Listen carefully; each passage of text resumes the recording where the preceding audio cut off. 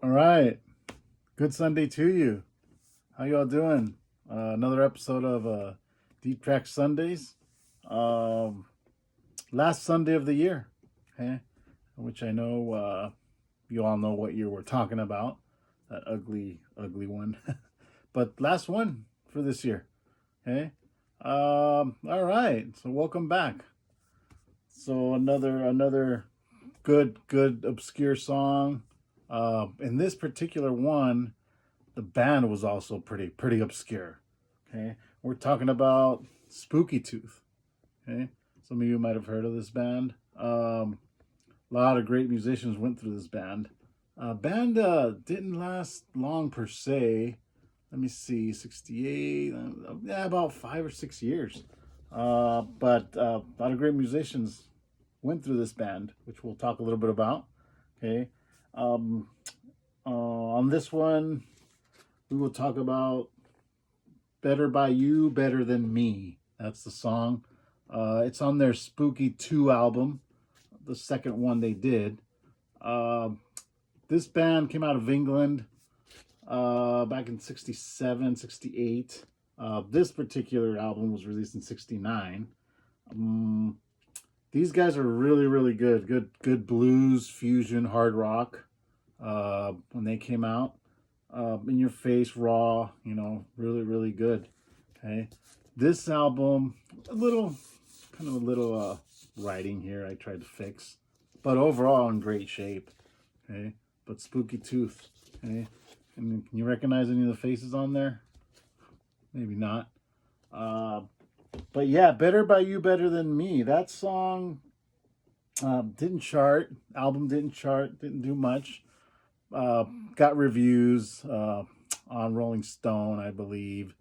Uh, they were kind of knocking him a little bit for sounding a little bit like the Yardbirds, maybe some Cream there, not Queen, Cream, but in their own right, they were great.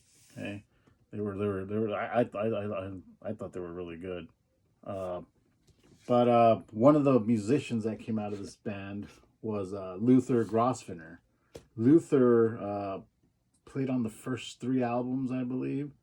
Um, but he went on to go. He went on to Mount the Hoople. Okay, really good guitar work. Again, you guys got to check this out.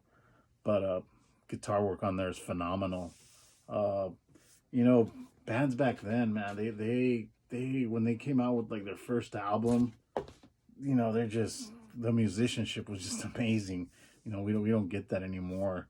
Um, Vocals, the sound, to replicate that. I mean, you can, but it takes a lot. But the first albums these guys were doing, uh, they were 20, 21 years old, kids, but making this music that sounded like it was made by 40-year-olds or something. But I mean, you don't get that, so it's worthwhile to try to listen, get these songs, listen to them, listen if you can get the album even better, just appreciate it, listen to it, put side one, listen to the whole side, put side two, listen to the whole side, because the sound, like I said, it's I don't think we're ever going to get that anymore ever again, sadly. But I rarely listen to today's music. Very little, not too much. I do give it a chance. Some indie stuff's pretty. It's okay, but again, you don't get the aesthetics of getting the album. You open it up. Oh, this one came out on A&M Records. A&M was really cool because A&M was bands that were on A&M were usually handpicked by Jerry Jerry Moss and Herb Alpert. I wonder if they actually met these guys, interviewed them and stuff. That must be interesting. There's a really good story on A&M Records if you get a chance to see that. Again, this one does have the original insert. I love that. Original insert. I need to clean this album up a little bit. Okay. Better by You, Better Than Me, again, came out in 69. Gary Wright was another musician that came out of this band. Okay. Um, Dreamweaver fame. Love is Alive. He turned a little more pop on the poppy side. But he wrote a lot of the songs on the albums. Okay. Who else was on this? Greg Ridley. Uh, he wasn't in the band too long, maybe 2 years, because they went on. He went on to form Humble Pie with Peter Frampton. Their early stuff was really good too. Check out Humble Pie's early stuff. But band who covered this song in 1979 was Judas Priest. Judas Priest did a cover of "Better by You, Better Than Me." They upped the tempo a little bit, sped it up.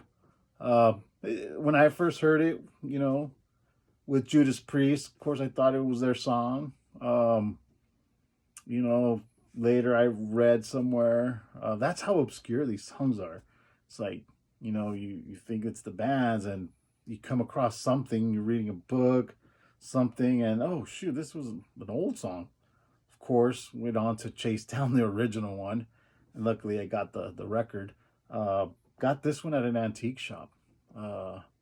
Walked in there just browsing, and there's a box on the hidden box there full of records, and I got a pretty good deal on it too. But yeah, check out Priest's version. They sped it up. It sounds a little bit more modern.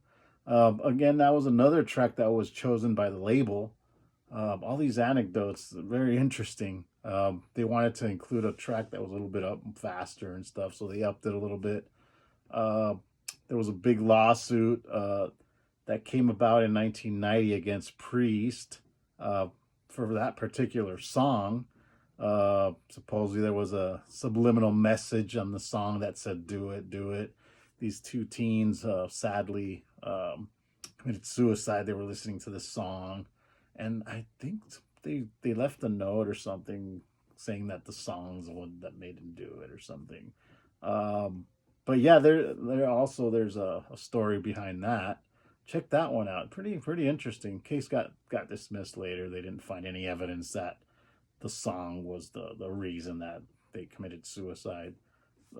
Sad story, but yeah, it's I heard that story in junior. I think I was in high school. I read about that story. I remember, and I went to hear the song. I didn't hear anything. I didn't hear anything on that. But "Better by You, Better Than Me." Check it out. Check this version out. Check Priest's version. Again, deep tracks, deep cuts. From, in this case, it was a obscure band, Spooky Tooth, early 70s. Mick Jones also had a stint in this band. Mick Jones, of Foreigner fame. Interesting enough. But yeah, check it out. Last Sunday of the year, Spooky Tooth, Spooky 2, Better by You, Better Than Me. I'll see you around on the next one. All right. Enjoy.